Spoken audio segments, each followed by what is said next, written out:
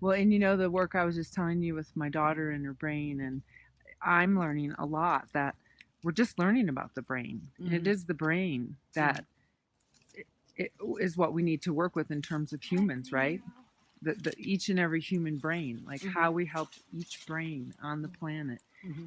evolve Right. into a higher level of compassion and um, um, evolutionary consciousness, really. Mm-hmm. And so the question is like, how do we get these resources to everyone? And that's what the show is. And also, I feel like that's what every moment is.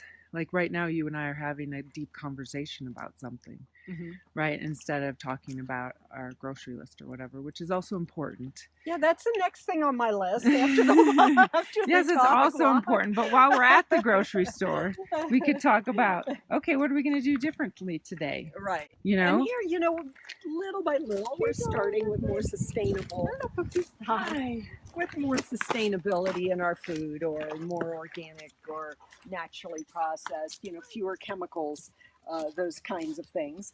Um, but again, that's a small movement. It's gaining a lot of momentum in the last, what, 10 years?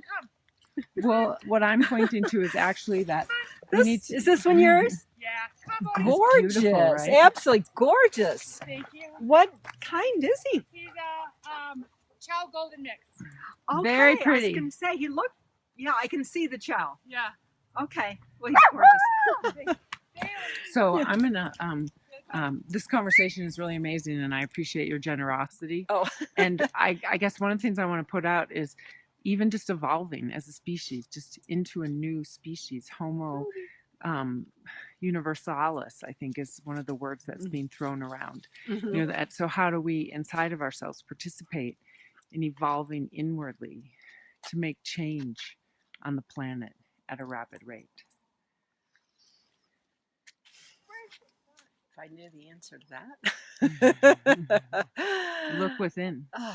Well, yeah, but again, like I say, that comes down to, for every one who doesn't or who does, there are going to be 1,000 who don't. And how do you turn that whole mindset on a global scale? And I mean, look at the Middle East. Golly, these people have been fighting the same battles even amongst themselves for thousands of years. And so how are you ever going to get that mindset to change? You know, even as some groups become more tolerant and more accepting and more open-minded, there are others who are really struggling with that. So one of the metaphors that I'm using for the show, besides nature, which is, I feel, trying to talk to us at a louder and louder level in Yeah. so many ways, right? Mm-hmm. But like going back to say the work of Henry David Thoreau and his work at Walden Pond, Mm-hmm. and really each and every one of us learning how to hear from the trees and from nature what this planet is trying to help us evolve towards. Mm-hmm. Because I believe existence herself really, it matters that we continue. I believe it really does. And so how do we, take advantage of the song that's being sung here? Yeah. And then also the metaphor of dogs. Dogs evolved with us 16,000 years now. Cosmos, Neil deGrasse Tyson. There's just so much hope for rapid change. Well, yeah, I suppose we've done it, haven't we?